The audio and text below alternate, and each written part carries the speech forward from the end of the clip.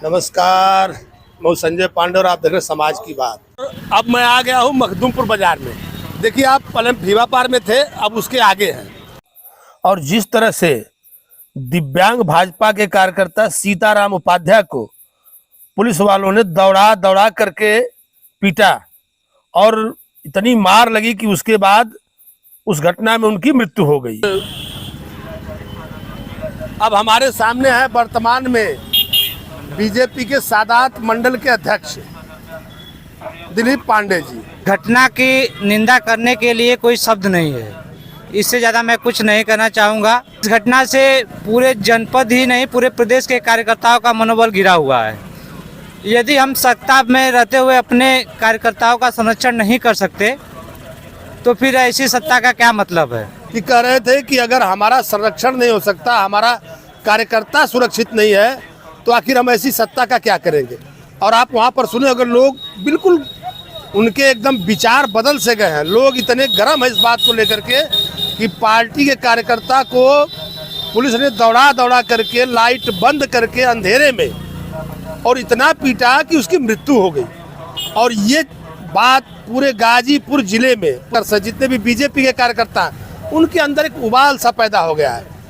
और वो कहीं न कहीं अपनी उनकी जो शिकायत है वो अपनी आवाज़ के माध्यम से उठा रहे हैं। आपके अध्यक्ष, जिला अध्यक्ष, उन्होंने एक बयान दिया, बड़ा सोशल मीडिया पे चल रहा है। वो कह रहे हैं कि नहीं, ये दो गुटों में संघर्ष था। देखिए, जो हमारे आदरणीय जिला अध्यक्ष जी हैं, उनको तो पहली बात न तो उनसे ये पूछा गया था कि हम लोग धरने प्रदर्शन पे जाने वाले हैं, और न तो उनको उस धरना प्रदर्शन की जानकारी थी। उनका जो बयान है उसको काफ़ी तोड़ मरोड़ कर सोशल मीडिया पे दिखाया जा रहा है।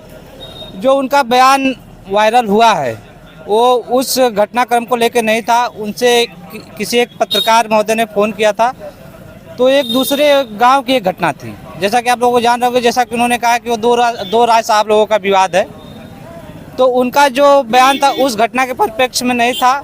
दुर्भाग्य से उसी समय घटना घट गई और इस घटना को लोग कनेक्ट करके उनके बयान को दिखा रहे हैं। फिर आप इस बात का अनुमान इस तरह से लगा सकते हैं कि उनके दरवाजे से लेकर जब तक स्वर्गीय सीताराम उपाध्याय जी का अंतिम संस्कार नहीं हुआ, वो पूरे समय तक उनके घर से लेकर शमशान घाट तक उन्होंने पूरा अपना समय दिया। और पुलिसिया कार्रवाई के खिलाफ उन्होंने आश्वासन दिया है कि इसकी हम मजिस्ट्रियल जांच करवाएंगे। और वो पूरी पार्टी उनके साथ। आपको जैसा रोकूंगा मैं, आपने कहा कि मजिस्ट्रेट से जांच होगी। कल आपके पार्टी के बड़े पुराने नेता, प्रदेश में मंत्री रहे हुए राम तेज पांडे जी पत्रकार वार्ता को संबोधित कर रहे थे। उनका कहना था कि मजिस्ट्रेट से जांच करवा के लीपा पोती करके, और कह रहे थे कि जो अध्यक्ष थे हमारे पार्टी के, उनके पार्टी के जो अध्यक्ष हैं, और वो बता रहे थे कि और कोई पूर्व अध्यक्ष थे, ये लोग एसपी के अगल बगल बैठ करके बातें कर रहे, जबकि इनको तो एसपी के निलंबन की बात करनी चाहिए। नहीं, ये मैं माननीय पूर्व प्रदेश मंत्री रामतेज पांडे जी की बातों से पूरी तरह से मैं सहमत हूँ। इसमें पूरी जिम्मेदारी जिले के पुलिस कप्तान की होनी चाहिए। सबसे पहले तो जिले के पुलिस कप्तान सस्पेंड होने चाहिए, उनको बर्खास्त किया जाना चाहिए। और उस मोहम्मदाबाद क्षेत्र के जो सीओ हैं, सीओ और वहाँ का जो थाना इंचार्ज थे नौनारा के, उनके ऊपर 302 का मुकदमा लिखकर उनको पहले जेल जाना चाहिए। और मजिस्ट्रियल जांच से कुछ नहीं होने वाला है। और कार्यकर्ताओं में अगर नया उत्साह पैदा करना है, 2027 की अगर लड़ाई लड़नी है, तो सबसे पहले गाजीपुर के पुलिस कप्तान जाने चाहिए। और नौनारा थाना क्षेत्र के जो सर्कल के सीईओ हैं उनके ऊपर, और नौनारा के जो थाना अध्यक्ष हैं उनके ऊपर 302 की रिपोर्ट लिखकर उनको जेल भेजा जाना चाहिए। तभी पीड़ित परिवार को न्याय मिलेगा। अन्यथा आगे जो 2027 की लड़ाई है, कार्यकर्ताओं का मनोबल गिरा हुआ है, इसका बहुत ही गंभीर परिणाम देखने को मिलेंगे। आप देखिए, बीजेपी से ब्राह्मण नेता है, और कल अजय राय जी वहाँ पर आए हुए थे कांग्रेस के। उनका कहना था कि इस सरकार में तमाम उदाहरण उन्होंने दिया, यहाँ वहाँ तमाम कई नाम गिनाए। उनका कहना था कि सरकार में ब्राह्मण सुरक्षित नहीं। उस पर क्या कहेंगे आप? देखिए, उनको घड़ियालू आंसू उनके बह रहे हैं, उनको राजनीति करना है। ऐसे लोगों को केवल अपनी राजनीति चमकाने से मतलब, उनको स्वर्गीय सीताराम का परिवार के परिवार से कोई सहानुभूति नहीं है। कहना था कि नहीं, अजय राय राजनीतिक रोटी सेक रहे हैं और अपनी सिर्फ रोटी की जो राजनीति है उसको चमकाना चाहते हैं। इस बात को प्रदेश के जितने भी और विपक्षी नेता हैं सभी गाहे बिगाहे उठा रहे हैं कि कहीं न कहीं सरकार के अंदर जो एक खास वर्ग ब्राह्मण है उसको ही टारगेट किया जा रहा है। आप लोग कहाँ से हैं? यहीं से?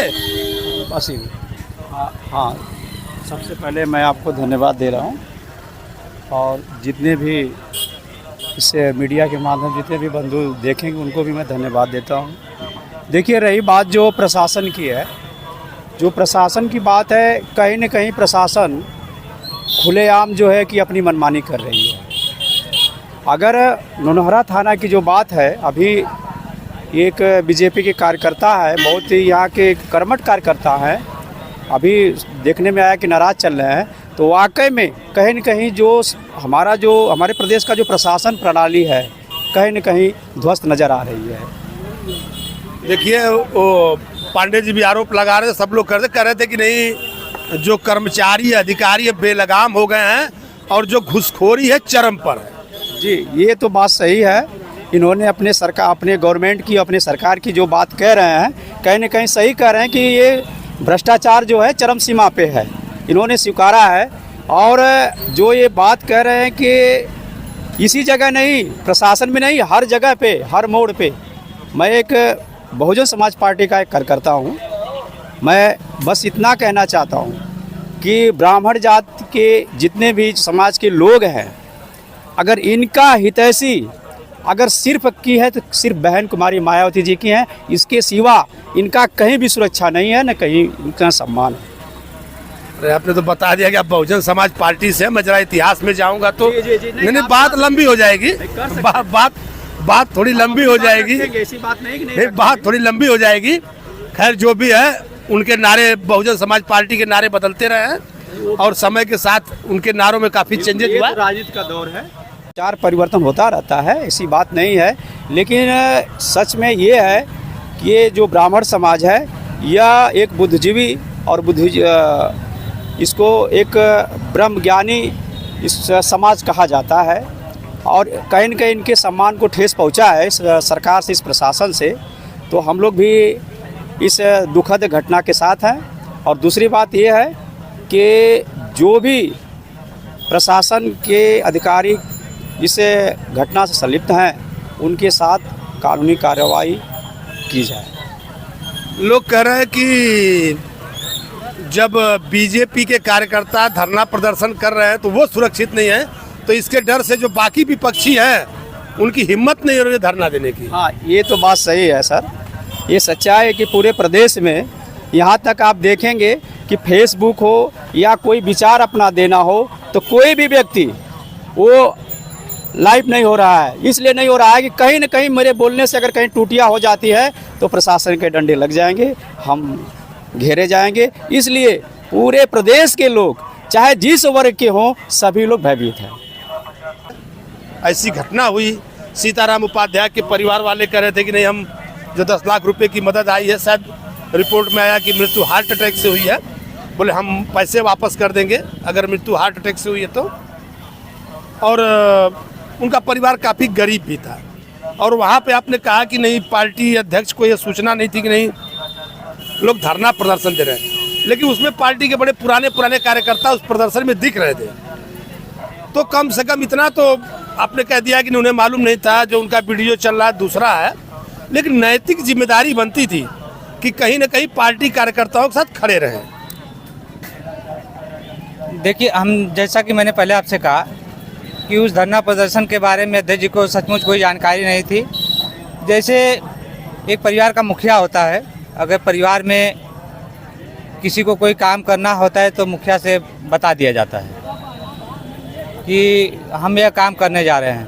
भ्रष्टाचार को लेकर के यहाँ के पुराने नेता सैदपुर में धरने पर बैठे थे, तो ये नौबत आ गई है। अब क्या कहेंगे, प्रदर्शन करने की नौबत पार्टी के कार्यकर्ताओं को आ गई।